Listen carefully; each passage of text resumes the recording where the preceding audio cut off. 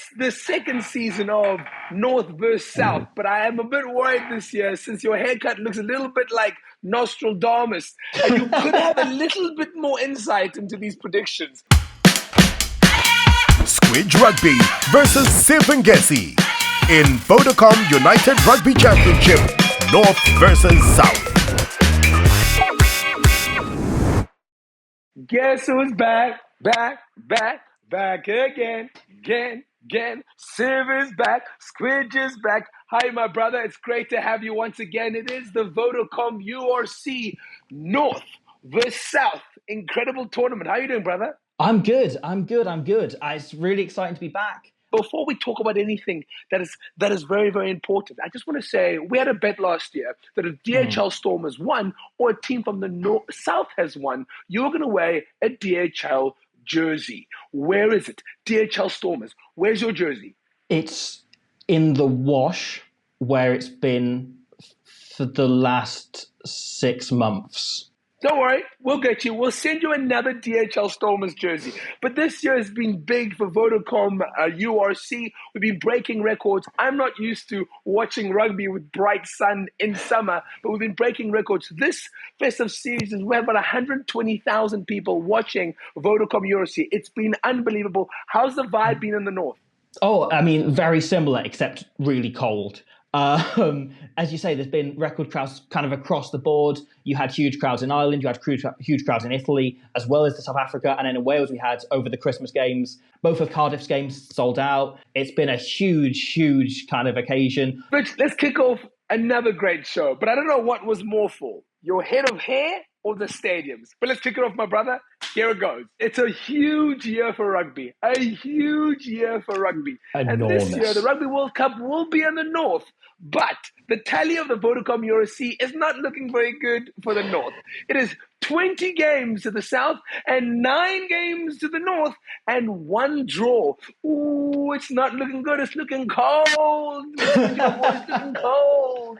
It's always the case. However, if you do look at the table, Leinster, a northern team, in case you forgot, are on top, completely unbeaten, won all 12 of their games this season so far. They're looking incredibly hot. You know, points difference of almost 200 points up. It's going incredibly well for the one of the northern teams. Excuse my boy, we have it. It is the stat attack log. Top point scorer, Mani Lebok, DHL Stormers, 102 points. Put him in a green and gold jersey. Leading try scorer, Darcy Graham, Edinburgh, 9 tries. He cannot be stopped. Try scoring machine. Unbelievable form. Just all over it, scoring anytime he touched the ball seemingly. Just unstoppable finisher. Most carries and successful carries. Help me with the pronunciation here. So, Sione Kalamafoni, Tongan number 8 of the Scarlets. Scarlets are near the bottom of the table. But anytime they are in trouble, which has been quite often this season, he carries incredibly hard. 150 carries and 70 successful carries. It's a ridiculous rate. Okay, the next guy. I'm all about tackling. I was a flanker. His name is Thomas Young, most tackles. Now, he will not be young for very long if he's made 170 tackles. It's the second season of North versus South, but I am a bit worried this year since your haircut looks a little bit like Nostradamus, and you could have a little bit more insight into these predictions. What is your predictions for Scarlet versus Vodacom Bulls? Yeah, my hair, a bit like Nostradamus and like the Scarlet's form recently, on fire. Or very easily could be anyway. So I think this is the Scarlets. I think they've really started to kind of turn their season around. I think Scarlets by 6. Scarlets by 6. I say Vodacom Bulls by 9. They have been prolific on attack. I look forward to this particular game. Edinburgh versus South Sea Sharks. Yeah, Edinburgh are going to be losing a lot of their Scotland players, but they've got some really good young players and some really good squad players that are going to fill in. I think they've got a lot of depth this season, and I think they could sneak that. I think Edinburgh by 2. I say South Sea Sharks by 12. Next, we have Connacht versus Emirates Lions. What's your prediction?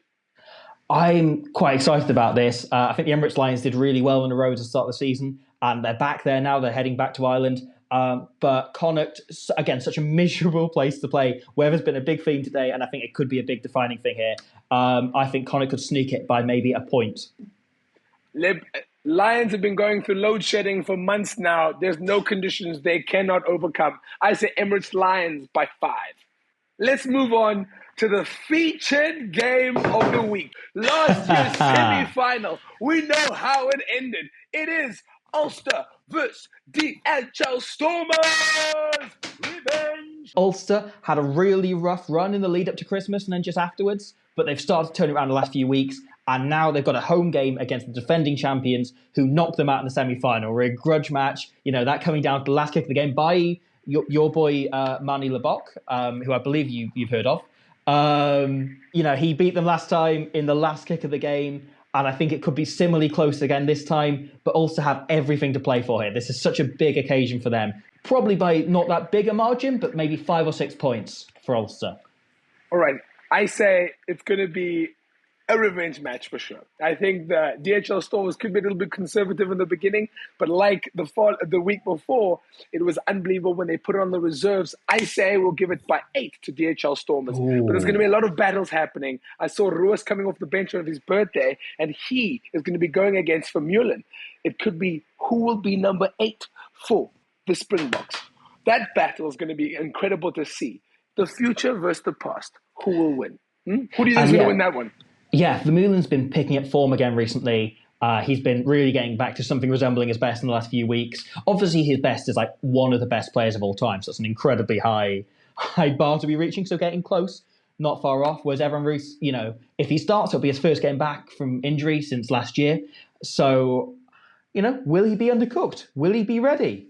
Who can say? Who can possibly say? Can the Ulster back three contain our DHL Stormers back three? At the back there, we have number 15. We call him Gaza. He's maturing like a fine wine. He's maturing like Umombo tea. That is called African beer. Can the Stormers contain the Ulster back three, who have been electric? How many? Lately? How many? 3, 4, 7? There's some people, and they're at the back, and they hang about. My brother Squidge, what an amazing episode it's been. It's been great to banter with you all about North versus South. And don't forget, guys, it is 20 to South, 9 to North, and 1 draw. See you next week, my brother. What an amazing time to battle with you. It's me, Siv Ngesi, and my great friend, the man who can't say 3. It's Squidge, the content creating master. Cheers, brother man. Cheers. Thank you.